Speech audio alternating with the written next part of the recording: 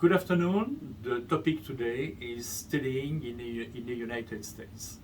I have a large experience in this field. I studied and taught, and I'm still teaching all over the world. In the US, you will have top-level professors. The level of the professors is very high. They have PhDs, they are doctors in business administration, they have LLMs, JDs, and most of them have a very large professional experience. Let me give you an example. Let's say that you have a finance professor, he's teaching you at 6 p.m. Early in the evening, and he's just a classic professor. So he teaches you the principles of theoretical finance. A professor was at the same time a PhD and a hedge fund manager. He will have all the tendencies of the markets in the US and all over the world during the day. And let's say that in those troubled times that we live in, let's say that there is a war erupting or an aggression, an event during the afternoon, and the Dow Jones drops 3,000 points. So we're entering then a new paradigm, a new economical and a new financial paradigm. The professor who has the experience and was working at the same time will be able to tell you, okay, there was a big event in Wall Street today, and I'm going to tell you how it will impact the theory of international finance or finance, etc., etc. So this is the big difference between the US and the rest of the world. Of course, you have skilled professors all over the world, and some of them have a professional experience, but not at the same level as in the United States. Those professors, they are coming from the best universities like Yale, Harvard, Columbia, and they know how to teach on the academic and professional level. In addition to that, the degrees that you get from the American universities, from universities in the United States, is very high, meaning that their level has no comparison with the level of the other degrees in the rest of the world.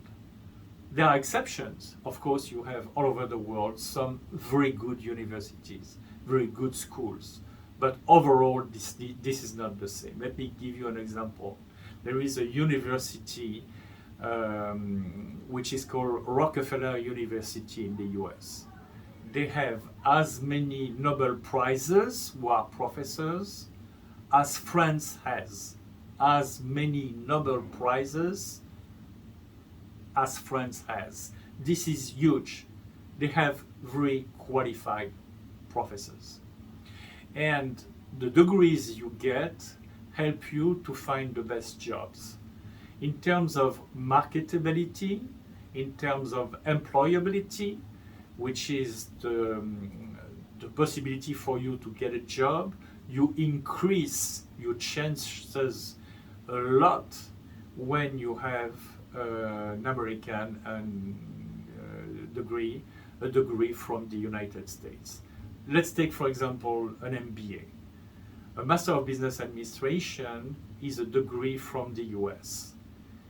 It's fixed and organized by the government and controlled by the government in the United States. The governments of the states, sometimes at the federal level, but usually by every state. In the rest of the world, it's not. Any guy, little schools can create an MBA. They call it an MBA. It's nothing. It's just, a certificate. And people pay a lot of money. They spend 2 years for nothing. Because when they get the MBA, they can find a job. Because the MBA has no value. Whereas in the US, the MBA, either in person or online, has a lot of value for American corporations and for foreign corporations all over the world. So especially in this time where a lot of companies are hiring students to become young professionals working online, remotely, if you have an MBA from an American university, you can apply for a job all over the world. Are they going to say, oh, you have an MBA from an American university? Okay, that's great. We are interested in you. Whereas if you have an MBA from this country or this country, they don't care.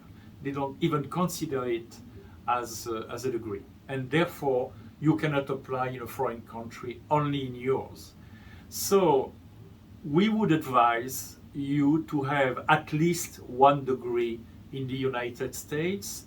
And if you can, do most of your studying in the United States. So of course, there are a lot of costs associated to that. So we recommend the online solution, which is less expensive. And for example, since I'm talking about MBAs, for the first time in 2022, more students are studying their MBAs online in the US than in person in the US.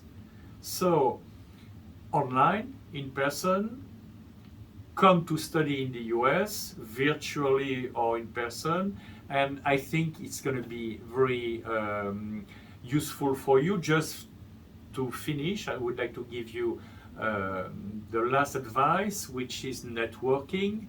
In American universities, whether online or in person, you can network a lot. You can correspond with a lot of international students, make friends, connections, which will be very useful for the future, for your job, for your business, for your partnerships, etc. So if you like the video, please like it and ring the bell, so next time we issue a video, you will be notified. Thank you.